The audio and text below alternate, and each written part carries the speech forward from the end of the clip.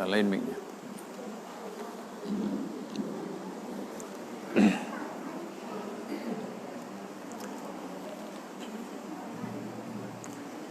Baik. Assalamualaikum warahmatullahi wabarakatuh. Alhamdulillah wassalatu wassalamu ala Rasulillah wa ala alihi wa sahbihi wa man walah. Asyhadu an la ilaha illallah wahdahu la syarikalah wa asyhadu anna Muhammadan abduhu wa rasuluh la nabiyya ba'd, amma ba'du. Baik Bapak Ibu yang semoga dirahmati Allah SWT, kita lanjutkan sedikit karena mungkin Bapak Ibu ada yang belum makan, ya kan? Ada yang lapar, jadi juga nggak bagus kalau lama-lama ya, sambil mendengar sambil menahan lapar, mungkin sudah tidak konsen ya. Baik, kita ringkas saja ya. Di antara bahayanya riba lagi adalah tertutupnya pintu sedekah dan perbuatan baik, tolong menolong ya. Tertutupnya pintu sedekah dan perbuatan baik. Makanya ketika riba menyebar, sedekah kita itu sering salah alamat. Tapi pada hakikatnya sedekah kita ini sebenarnya sudah salah pintu. Tertutup sebenarnya pintu sedekah yang tepat. Maaf Bapak Ibu, salah satu contoh, pengemis. Rata-rata mereka ini bukan lagi karena kebutuhan, tapi adalah profesi. Maka 3 turunan tetap miskin terlihatnya, padahal mobilnya bagus, rumahnya bagus ya, kalau belanja HP itu nggak nawar-nawar. Nah, ini fakta. Saya diberitahu oleh beberapa pedagang, termasuk pedagang tas mewah, pedagang sepatu, pedagang HP. Kalau kita belanja pasti nawar, nggak kurang lah. Kalau pengemis belanja nggak nawar. Sementara orang yang tidak mengemis, yang butuh bantuan kita tidak mau bersedekah. Ini musibah besar. Orang yang paling tepat kita beri sedekah itu adalah orang yang butuh namun tidak meminta. Orang yang butuh namun tidak meminta. Tahun 2010 di Jakarta itu ada penelitian oleh beberapa orang, survei ke lapangan terhadap beberapa pengemis di beberapa titik ibu kota. Salah satunya di Blok M, di terminal itu. Salah satu yang dihasilkan dari survei itu ada seorang pengemis, ini satu dari sekian banyak. Penghasilannya satu hari 750.000. Tahun 2010 Bu. Barameh waktu itu Bu. 2010 ya, 750.000 sehari kali 30 hari sebulan, 22.500.000. Itu pengemis. Sementara pegawai negeri saja nggak sampai segitu. Pedagang pun bisa jadi nggak sampai segitu. Artinya kita sudah salah bersedekah.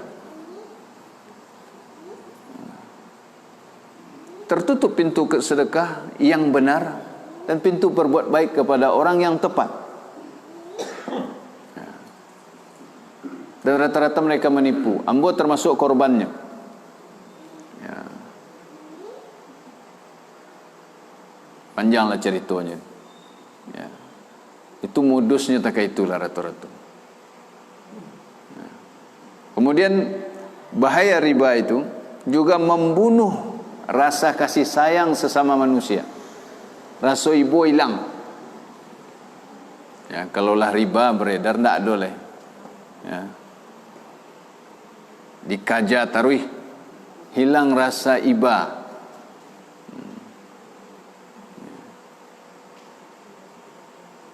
Ini satu bahaya riba, dan itu menunjukkan ya betapa besarnya bahaya riba ini kepada kehidupan kita sebagai manusia. Karena rasa kasihan tidak boleh. Ya. Yang penting untung. Orang buntuang rugi mati tak peduli, utangnya bayar plus bunga-bunganya. Makin talambek makin gadang. Sesama dun sanak itu terjadi di kampung-kampung. Dun sanak butuh pitih, salang ke dun sanak sarumah gadang. Sanak kadang nan saya samande ke. Salam pitih dah berapa? 2 juta. Yo. Bayi beko 2 juta plus sekian. Hilang kasih sayang. Mati rasa. Kelebihannya itu adalah riba. Orang dalam susah yang dipikir orang menolong bukan lagi menolong, tapi cari untung. Kemudian riba itu juga menutup banyak sekali lapangan pekerjaan. Bapak Ibu pernah dengar berita perusahaan ini bangkrut, perusahaan ini tutup, bangkrut, pedagang bangkrut. Rata-rata itu adalah akibat riba. Ya. Ambo banyak bana orang di Solo nan curhat, bahkan nan di luar Solo bagai melalui HP curhat soal bangkrut gara-gara riba. Ya. Sampai ambo tinggal di kampung, datang orang dari kota bagai mengadukan nasibnya akibat riba.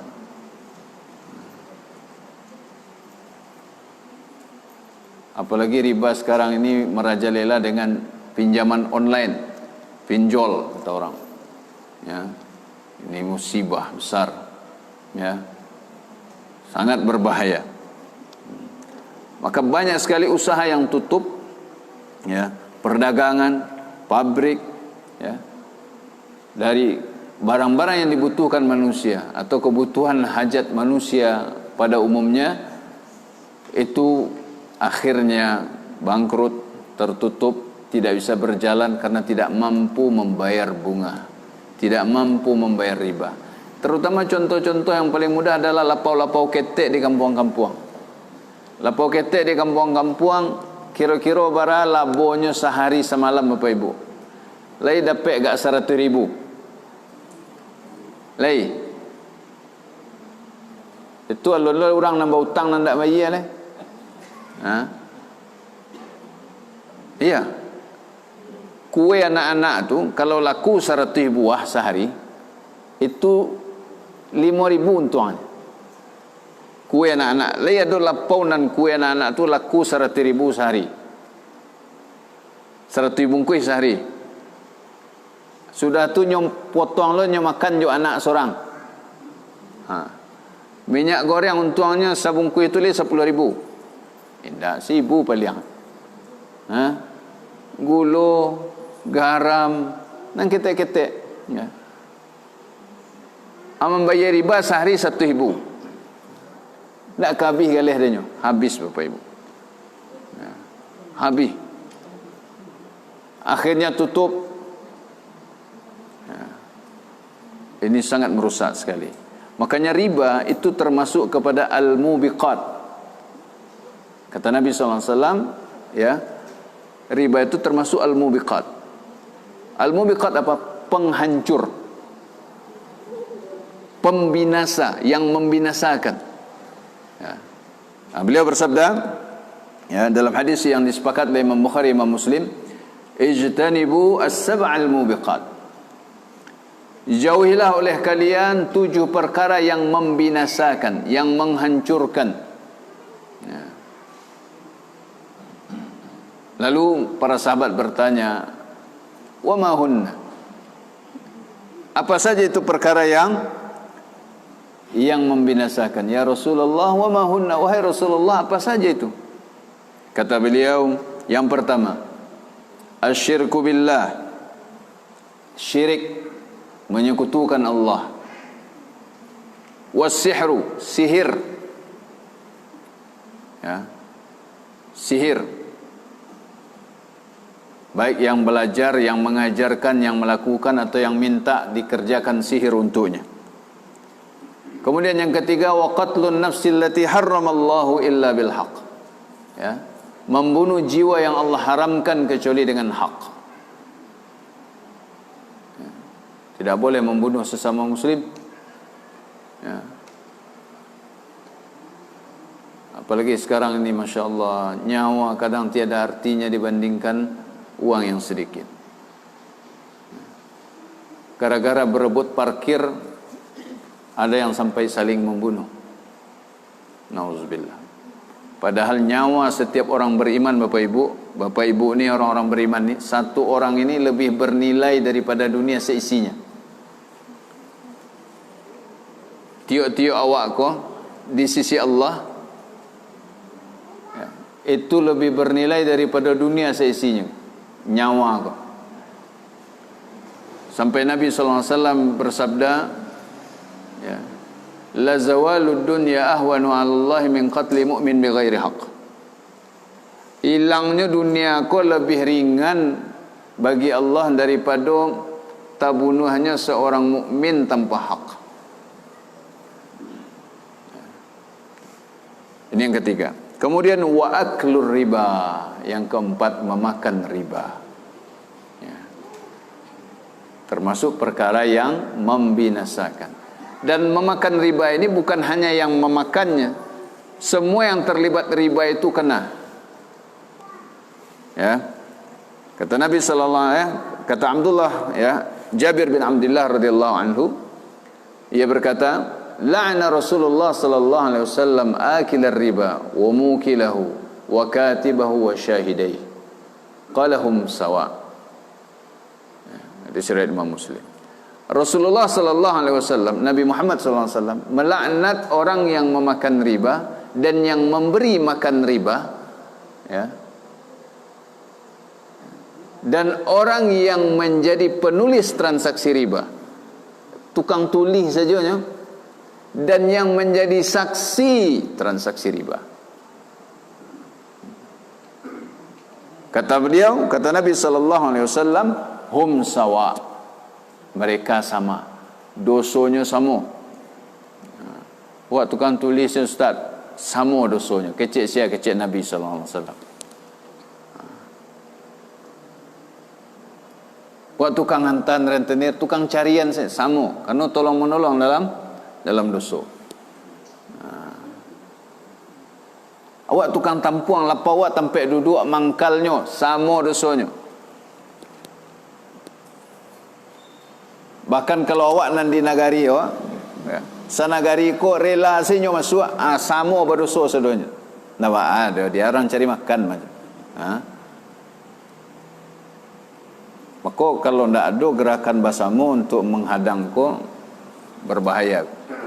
Tak seret-seret dosa sedonya. Ya. Baik. Kemudian yang kelima, wa aklu malil yatim, memakan harta anak yatim. Siapa namanya anak yatim Bapak Ibu? Tanya Bapak, anak yatim, siapa namanya anak yatim? Anak yatim itu yang kehilangan bapa dan belum balik. Kalau sudah balik, tidak lagi disebut yatim. Kalau ya, misalnya pak ambo kan lah kadang ko, orang kaya ndak boleh do. Kan ndak anak yatim namanya dah. Karena Nabi sallallahu alaihi wasallam bersabda, la yutma ba'da al-ihtilam. Tidak lagi ada yatim setelah dia bermimpi, maksudnya lah balik. Dan yatim itu bukan kehilangan ibu, tapi kehilangan ayah. Ya, kehilangan ayah. Itu anak yatim. Memakan harta anak yatim adalah dosa yang membinasakan.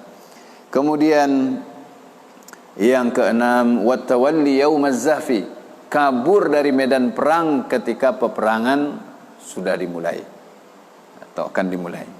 Kabur, takut mati, ya, berperang dengan musuh misalnya. Dan alhamdulillah sekarang kita ini aman, ya, kita aman. Ini nikmat yang luar biasa, aman. Kalau dalam keadaan perang, entah bagaimana rasanya. Mungkin bapak-bapak, ibu-ibu yang sudah tua merasakan bagaimana orang-orang tua dahulu menghadapi masa-masa sulit penjajahan. Zaman Belanda, zaman Jepang, zaman awal-awal kemerdekaan, ya. Mengerikan. Tidak ada rasa aman. Kita sekarang bisa ke masjid tanpa rasa takut. Ya. Ini nikmat. Kemudian yang terakhir, wa qadhful muhsanatil mu'minatil ghafilat. Ya. Menuduh wanita beriman yang baik-baik berzina. Ini berbahaya. Enggak boleh sembarang menuduh orang berzina. Nah, ini maka dalam hadis ini dimasukkan riba itu ke dalam salah satu dari 7 dosa yang membinasakan. Makanya mungkin temanya tepat, penghancur ekonomi umat. Bahkan jauh lebih dahsyat, bukan hanya ekonomi. Nah, sekarang Bapak Ibu, apa penyebab riba ini menyebar di tengah kita? Supaya kita tahu penyakit, bisa tahu pula obatnya. Yang gitu. Kalau awak sakit, tahu sebab awak sakit, sehingga bisa tahu B-nya. Salah satu yang paling besar yang saya perhatikan penyebabnya adalah karena kita tidak jujur ketika berhutang kepada saudara kita.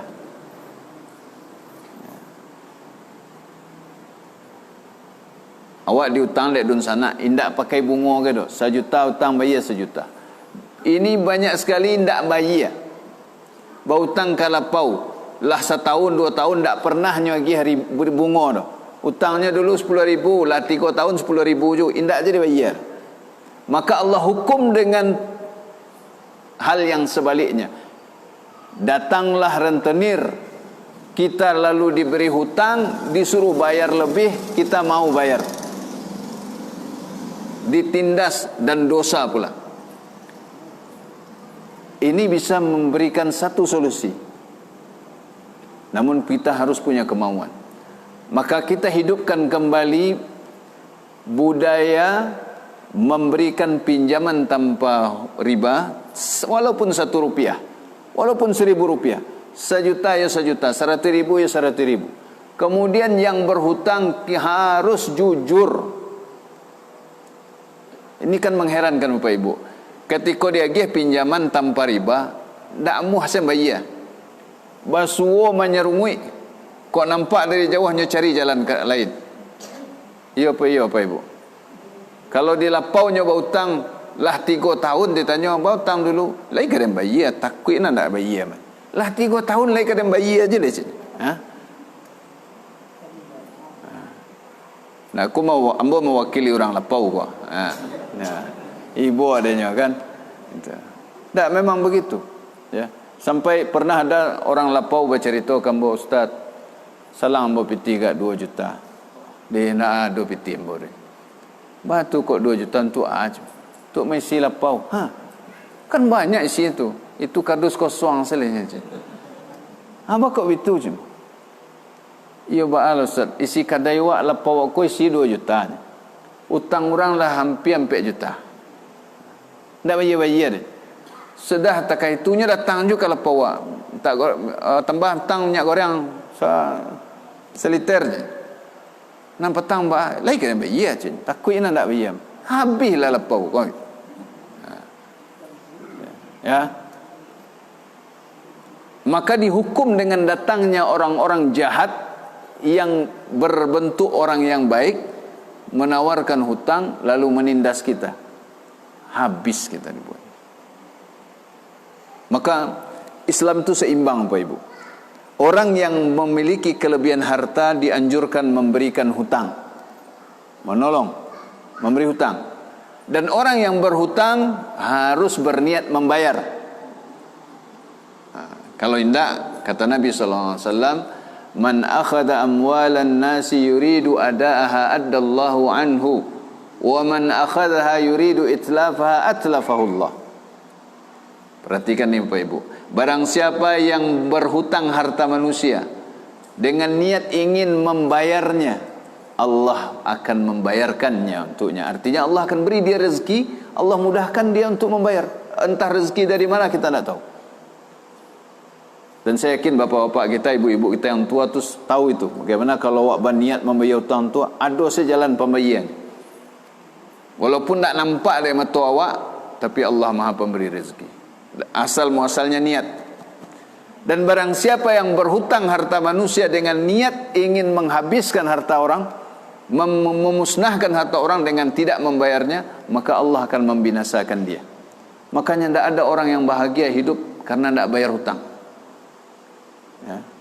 Bahkan dalam hadis yang lain Nabi SAW bersabda, ya, ayyuma rajulin tadayyana dainan wa huwa mujmi'un ala alla yuwaffiyahu iyyahu laqiyallaha sariqan. Siapa saja orang yang berhutang suatu hutang dengan niat tidak membayarnya, maka nanti di akhirat dia berjumpa dengan Allah, dihisab oleh Allah, statusnya sebagai pencuri. Pencuri tahu Pak Ibu? Pencilap, pencilok. Itu bukan main-main. Nabi SAW yang mengatakan dia sebagai pencuri. Orang yang berhutang dengan niat tidak membayar. Jadi imbang. Yang memiliki kelebihan harta membantu yang kurang. Yang kurang ini berniat membayar hutang. Kalau ini hidup kembali di tengah kita, rentenir ini menyingkir. Sekarang masalahnya susah mencari orang yang mau memberikan hutang. Sampai ada yang mengatakan, jangan 100 juta, 50.000 saya nak ada orang magih hutang gini dia. Temu kecian penduto tu yo. Tak pembayar hutang, maka orang nak mau bagi hutang. Akibatnya orang jujur pun kena. Orang yang punya uang tadi takut meminjamkan, lah cok kanai.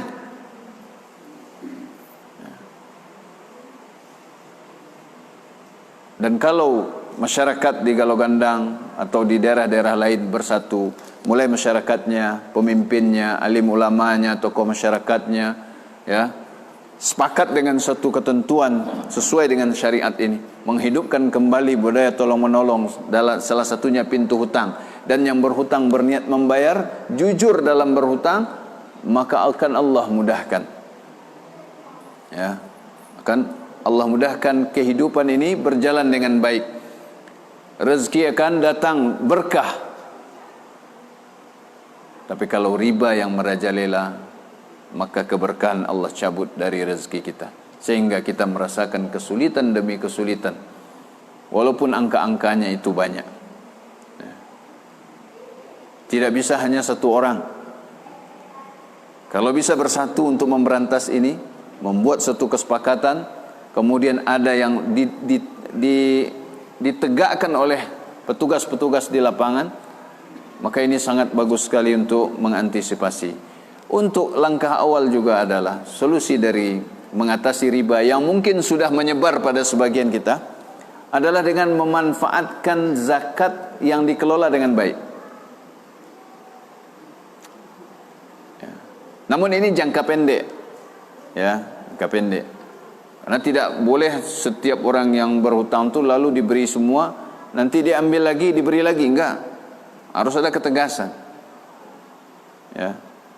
Tidak tahu saya potensi zakat warga Galau Gandang ini berapa nih? Kira-kira ada yang tahu potensi zakat warga Galau Gandang di rantau dan di kampung? Berapa miliar kira-kira? Ada 5 miliar Pak? Kira-kira ada 5 miliar? Aduh, artinya zakat mal. Misalnya gini, orang kayu Galau Gandang dan di rantau, adonan berzakat misalnya 100 juta, adonan sekian juta, adonan sekian juta, 2,5% dari hartanya yang tersimpan berupa emas ataupun uang ataupun barang dagangan. Ya, kalau di kumpulan seluruh Indonesia plus yang di kampung mungkin ada juga walaupun tidak banyak. Kira-kira berapa misalnya? Potensi, perkiraan saja 5 miliar taruhlah misalnya setahun. Ya. Anggap saja itu enggak Pak. Nah, 1 miliar saya ke kampung, 4 miliar untuk orang di rantau dan susah.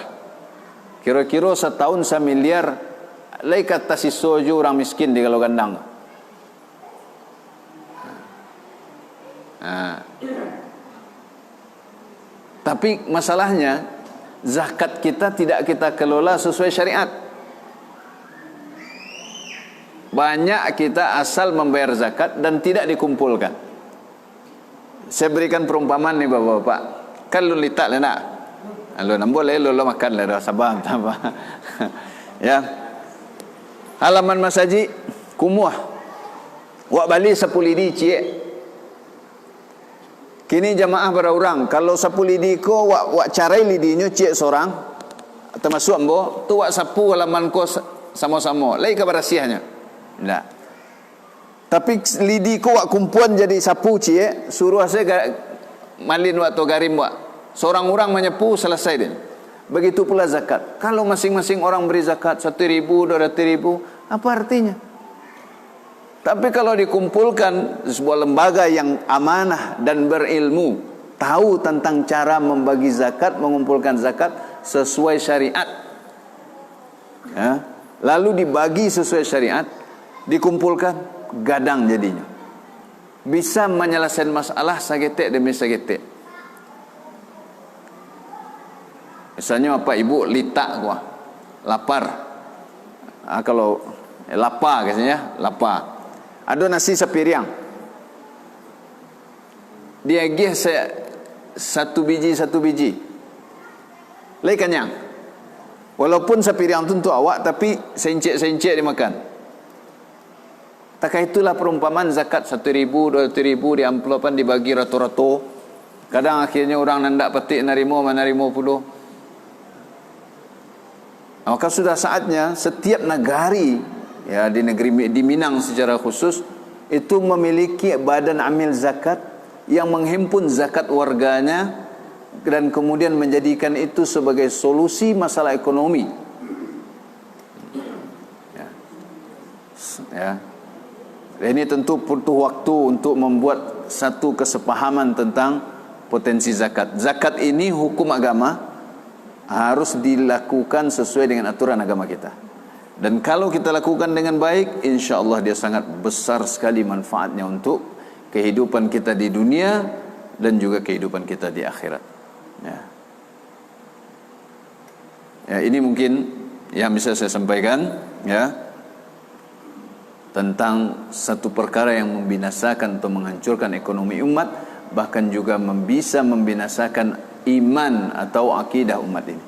Nah, semoga Allah Subhanahu wa taala, ya, memberikan jalan keluar bagi kita dan memperbaiki keadaan kita, ya, dan menghancurkan rentenir dan riba yang masuk ke negeri-negeri kita dan negeri kaum muslimin hendaknya.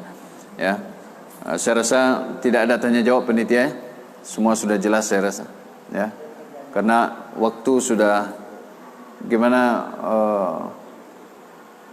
Ada tanya jawab satu saja, ya, baik. Silakan. Waalaikumsalam warahmatullahi wabarakatuh.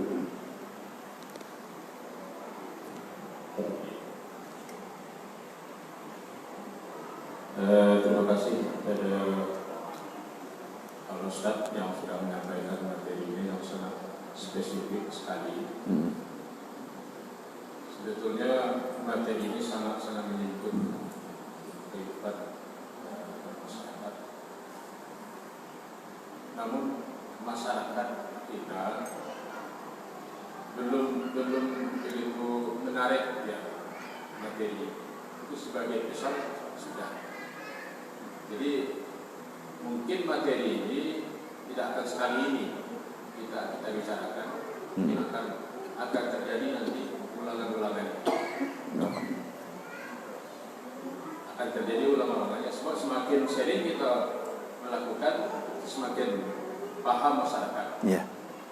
Sekarang kan masih nampak banyak yang tadi ibu-ibu banyak, sekarang sedikit. Bapak juga. Yeah. Jadi ke depannya memang materi ini untuk kita bersenambungan lah sampai tuntas. Galau gandam kami tekad dari tokoh-tokoh. Tidak ada lagi itu. Oh, masya Allah, bagus. Sebab penyumbang-penyumbang terdonatur itu lah mulai nampak gejala-gejalanya. Kalau memang itu niat tekad dari tokoh-tokoh galau gandam, kami bersedia. Masya Allah. Jadi kami mohon kepada Ustaz sampai tuntas lah rentenir di Ya. Kalau boleh usul nih Pak, mungkin lebih tepatnya babiliak ketek. Maksudnya kalau memang sudah sepakat tokoh seperti kata Bapak tadi, tokoh masyarakat, pemimpin, bahkan perantau, donatur, alangkah baiknya mungkin bukan kajian umum seperti ini. Nanti kepala-kepalanya dulu kita pahamkan, sehingga nanti kepala-kepala inilah tokoh-tokoh masyarakat, pemimpin, cerdik pandai, alim ulama, tokoh adat, ini yang menularkan kepada masyarakat di bawahnya. Karena mungkin seperti kajian seperti ini, pertama saya tidak bisa sering ke sini, dan jarak yang panjang itu bisa membuat yang lama dilupakan, ya, waktu yang cukup jauh, ya. Tapi insya Allah kalau babiliak ketek saya usahakan, ya, sehingga nanti ibarat awak memaci sesuatu, kalaulah kapalonya dapat, insya Allah nan badan kaiku aku menuri sajole. Nah, saya gembira kalau mendengar tadi bahwa tokoh-tokoh sudah sepakat, berarti sebelum kajian ini pun sudah ada kepedulian, ya, dari masyarakat, dari tokoh-tokoh masyarakat. Maka itu suatu hal yang sangat asasi sekali Pak, modal besar. Ini yang menjadi kendala pada sebagian daerah, termasuk di kampung saya sendiri. Tokoh-tokoh ini tidak sepakat, sehingga sulit untuk meraih yang bawah. Nah, padahal saya Pak, maaf ini sudah 16 tahun di Sanyang Baka, dan materi ini tidak jarang saya sampaikan. Bahkan dalam khutbah Jumat di masjid ini, masjid itu, kajian mingguan saya sampaikan. Tapi karena kapalonya lunju dape, nah ya, awak maci-maci ikuasa terunya Pak. Nah, ini sesuatu yang menggembirakan sebenarnya. Kalau para tokohnya yang sudah sepakat bahwa Galau Gandang harus bebas rentenir, maka ini sudah modal besar sekali. Insya Allah kalau ada bilik ketek untuk bisa menjelaskan itu, kalau saya punya waktu dan kita bisa bikin janji, mungkin insya Allah saya bersedia untuk datang. Jarak kita juga tidak terlalu jauh Pak. Dan Nabi SAW merintahkan barang siapa yang bisa memberi manfaat kepada saudaranya, hendaklah dia melakukannya. InsyaAllah saya bersedia, ya, tentu dengan niat yang baik dan kita semua bersama-sama, ya. Baik, terima kasih usulannya Pak. Terima kasih ya. Yes. Ya. Diskusi. Ya, boleh. Baik.